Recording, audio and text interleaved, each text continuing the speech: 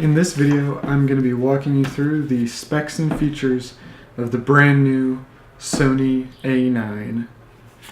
So the Sony A9 is a fantastic looking camera by the specs and feature sheet, so I'm really excited to share these with you. It's a full frame stacked Exmor RS CMOS sensor. It has 20 times faster data readout than previous, even mirrorless CMOS sensors. It can shoot 20 frames per second with AF and AE tracking. That AF updates 60 times a second. It's blackout-free shooting. It's silent, vibration-free, and it has an anti-distortion shutter, which to me means its readout times are just incredibly fast. It can shoot up to a shutter rate of 1/32,000th of a second maximum. It's 24.2 megapixels. It shoots 4K 30p UHD or oversampled from 6K, so it's a full frame readout that then gets turned into a 4K file. It has 693 phase detect autofocus points, and it has 93% coverage of the frame. It has ISO expandable from the standard range of 100 to 51,200 to 50, ISO 50 to ISO 204,800. Its IBIS is 5-axis and is rated at 5 stops of stabilization. Its viewfinder has 3,686K dots. It shows you what's going on at 120 frames per second, and the video, both in the viewfinder and in 4K, has no pixel binning.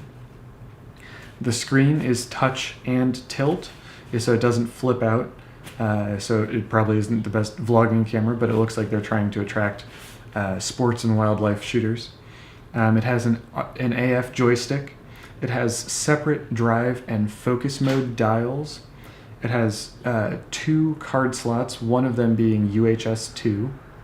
It has ports for LAN, for FTP, and a flash sync port. It carries a new battery, the NP-FZ100, which is rated at 480 shots, which is about 2.2 times as many as the NP-FW50. And that also, you can also get a battery grip that will extend that to 950 shots per charge for those 2 batteries. It shoots 14-bit uncompressed RAW, and going back to the sensor, it's back illuminated, it's gapless on-chip lens architecture, 30% better IAF with enhanced face detect. The AF works down to -3 EV, so the center point on my 6D is, if I recall correctly, the only Canon camera, at least at the time, that had any focus ability down to -3 EV, and now, from what I understand, the entire phase detect range of all 693 autofocus points can work down to -3 EV on the A9. And so continuing with the AF, going back to that 20 frames per second, it tracks at 60 times a second. So the autofocus tracks in 20 frames per second mode at 60 times a second. So that means that for each image, the AF is identifying where the subject is in the frame 3 times, basically during each shot. So it will track basically perfectly. It's incredibly accurate that way.